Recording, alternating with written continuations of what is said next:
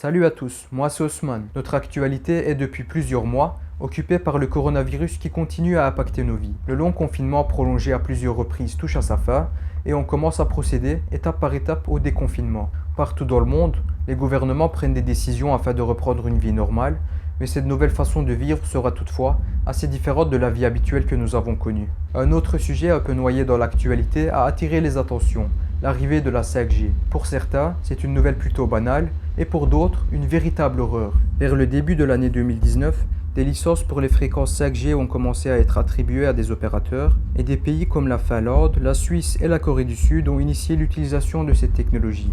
En Belgique, une couverture initiale a été lancée le 1er avril dans 30 communes à travers le pays, et également dans des grandes villes comme Mons, Namur ou Arlon. Les gouvernements adoptaient donc petit à petit cette nouvelle technologie, et les habitants inquiets ont eu beaucoup de questions en tête. Pourquoi passe-t-on à la 5G? La 4G ne suffit plus? Ce champ magnétique sera-t-il dangereux pour l'homme? Ces ondes auront-elles un impact destructeur sur les animaux, la flore et les insectes? Y aura-t-il une explosion de consommation d'électricité? Nos données personnelles seront-elles collectées, sans qu'on sache par qui et pourquoi elles seront utilisées? Ou d'autres questions que les gens se posaient par bon sens. Cependant, certaines personnes lançaient sur internet des théories, des conspirations pour un peu semer la panique au sein de la population. I have never seen a patient be walking along doing their own thing and suddenly fall over because they've got pneumonia. It just doesn't happen. However, it does happen with 5G. And going back to 5G, I just want to say what this does. There hasn't been significant safety studies, but what 5G actually does, it absorbs oxygen, and that's really important to know. On your oxygen molecules, the little electrons, with 5G, they start to oscillate. So this 5G is absorbing the oxygen, and then your hemoglobin can't take up the oxygen. So how long do you think it's going to take the human body to fall over because it suddenly cannot take up oxygen into the cells? Every cell in the body needs oxygen. It's not going to take very long. It's probably not even going to take a minute. It's going to take seconds. D'autres disaient par exemple que le coronavirus n'existe pas et que c'est la 5G qui est la cause de toutes ces morts, ou encore que la 5G empoisonne notre corps et nos cellules se mettent à se purifier en excrétant des débris qu'on appelle des virus. Ce qui est évidemment faux, puisque les virus ne sont pas des débris cellulaires, mais des agents infectieux capables de pénétrer dans un organisme, comme je l'ai expliqué dans ma première vidéo. Des publications sur les réseaux sociaux sous-entendaient qu'il y aurait une corrélation entre le déploiement de la 5G en France et l'épidémie du Covid-19. Si on analyse ces cartes, on peut voir que la première montre une estimation du nombre d'infections en France et la seconde ne représente pas, en réalité, une carte des expérimentations 5G en France, mais le déploiement de la fibre optique avec les données du 31 décembre 2019. Voici les données d'expérimentation de la 5G sur une carte de la France. Des ouvriers se sont même fait agresser par des individus. So what are you laying? Fiber. Fiber. What kind of fiber? Fiber optic 5G ones. But you're not supposed to be essential. Is this essential work? I think so. I don't know. He just sent me to do the job. I just can't. You're laying 5G. Yeah. You realise that, don't you? Yeah. Yeah. So you know that kills people. It's going to kill everyone, and that's why they're building the hospitals. Yeah, but every. How do you feel? Do you have children? Do you have parents? You're- Just my mom. Well, how do you feel that when they turn that switch on? Bye bye, mama. Are you content to continue doing that job? Are they paying you well enough to kill her? You've just admitted that you're laying 5G. Certains ont même voulu profiter de cette panique en vendant des objets soi-disant pour se protéger contre la 5G à des prix farfelus. Des pétitions ont été lancées un peu partout dans le monde et beaucoup de personnes se sont explicitement montrées contre la 5G en faisant des manifestations et des protestations. Le peuple n'était pas d'accord que l'on impose la 5G durant cette période de pandémie où les gens ne peuvent pas s'en préoccuper. Les réactions étaient parfois très violentes comme en Angleterre où des antennes ont été incendiées. Le monde est une nouvelle fois divisé en deux concernant un sujet. Essayons de comprendre ensemble cette nouvelle technologie qu'est la 5G. C'est en fait la technologie de réseau mobile de 5e génération et elle succède à la 4G que l'on utilise actuellement dans notre vie quotidienne. Mais avant de commencer son analyse, voyons pourquoi on utilise cette technologie, par quels moyens nos ancêtres ont-ils pu communiquer et comment nous en sommes venus jusqu'ici. Tout au long de l'histoire, l'homme a fait des découvertes et celles-ci lui ont permis de s'améliorer, d'améliorer ses conditions de vie et en quelque sorte, l'homme a pu évoluer. La curiosité qu'ont fait preuve certains chercheurs a permis de mettre en place des techniques de télécommunication et on continue aujourd'hui à en trouver de nouvelles. Il est naturel pour l'être humain d'avoir des interactions avec les autres personnes, non seulement pour transmettre des informations, mais également des émotions, des désirs ou des besoins.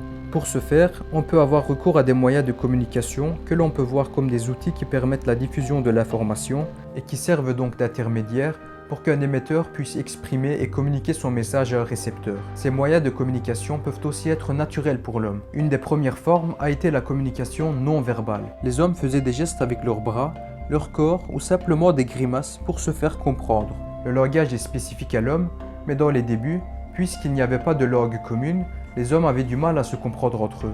Chacun utilisait des prononciations ou des mots différents.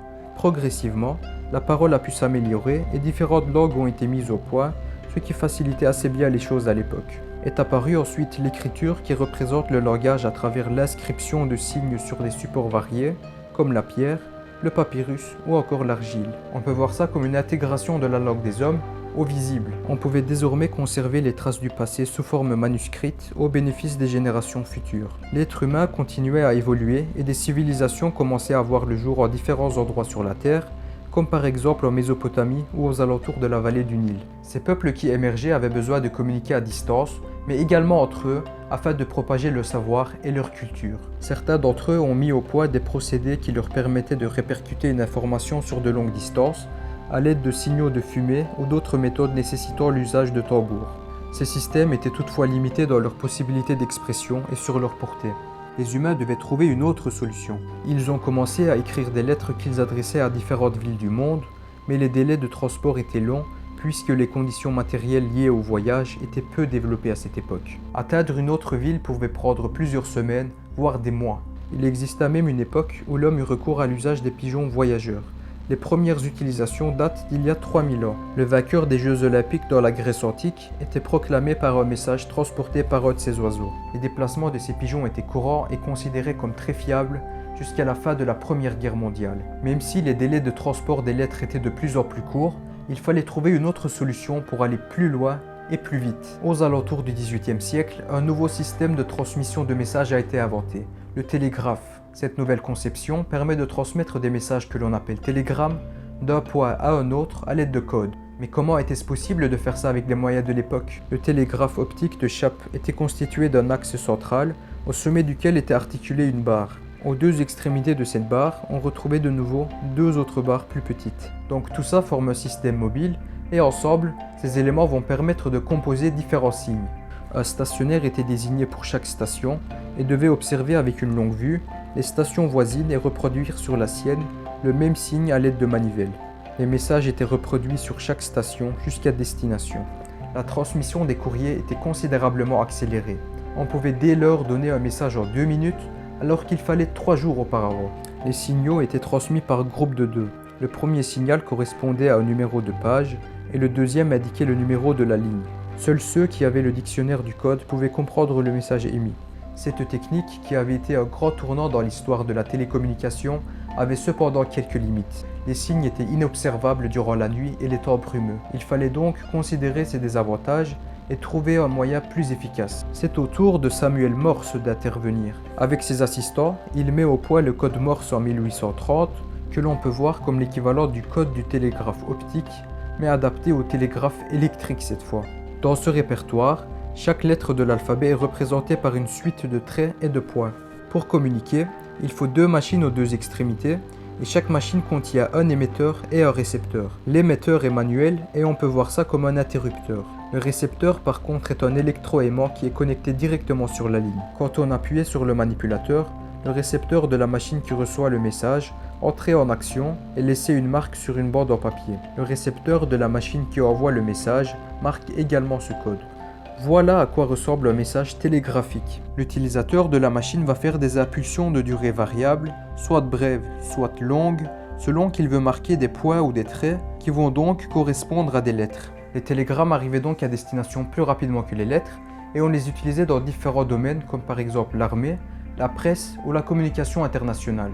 Le premier câble transatlantique reliant l'Europe au continent américain avait été inauguré en 1858 et constituait une véritable révolution. Le prochain défi pour l'homme était de transmettre sa voix cette fois.